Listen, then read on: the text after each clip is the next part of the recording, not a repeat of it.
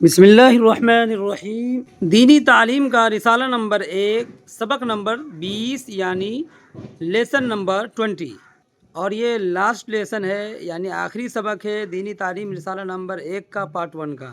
ٹھیک ہے جی، دیکھیں دعا، الفاظ و معانی یہاں شروع ہوتے ہیں، اس کے بعد نیچے مضمون۔ پہلے الفاظ و معانی دیکھیں۔ بندہ لفظ ہے، معنی اس کا مخلوق، غلام۔ اسی طرح آگے یہ لفظ ہے والی، اس کا معنی ہوگا مالک، حاکم۔ یہ دیکھیں جہان، اس کا معنی ہے دنیا۔ داتا لفظ ہے، اس کا معنی رزاق، سخی۔ اسی طرح لفظ ہے مائل، اس کا معنی ہوگا راغب، متوجہ۔ ہنر یہ لفظ ہے، اس کا معنی ہوگا حکمت، دانائی، سلیقہ، فن۔ اسی طرح یہ لفظ ہے کامل، اس کا معنی ہوگا ماہر۔ آگے الفت، اس کا معنی پیار، محبت۔ وطن یہ لفظ ہے اور اس کا معنی ہوگا اپنا ملک، پیدا ہونے اور رہنے کی جگہ۔ اسی طرح آخری لفظ ہے جگ، اس کا معنی دنیا، سنسار، انگلش میں اس کو کہتے ہیں ورلڈ۔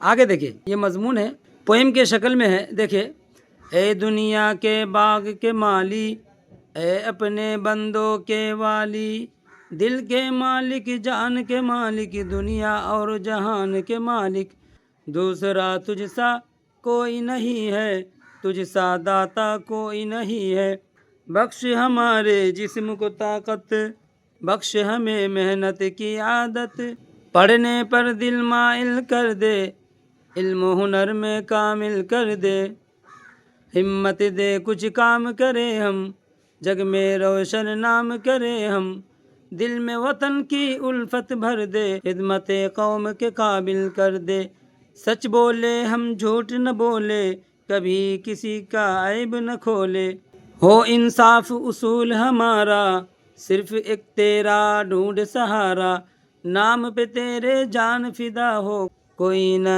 دل میں تیرے سوا ہو۔ دیکھیں آپ نے یہ پوئم یعنی نظم آپ نے سنا، دعا کے تعلق سے ہے، اور اس میں کتنی اچھی بات ہے کہ ہر انسان کو اس طرح کی دعا اللہ رب العزت سے مانگنا چاہیے، کیونکہ پوری کائنات کا جو اصل مالک ہے وہ رب کائنات ہے، اور سب کچھ دینے والا وہی ہے۔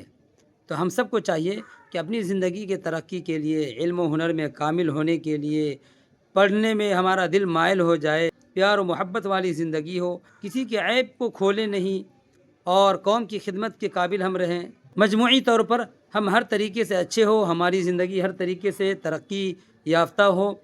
تو ہم سب کو چاہیے کہ اپنے رب سے یہ دعا کریں، انشاءاللہ اللہ تعالی ہماری زندگی میں انقلاب پیدا کرنے والی ذات ہے، اور ضرور انشاءاللہ ہماری زندگی میں انقلاب پیدا کرے گا اگر ہم محنت، جستجو اور پھر اس کے ساتھ ساتھ اللہ سے دعا کریں گے تو اللہ مجھے ترقی دے گا۔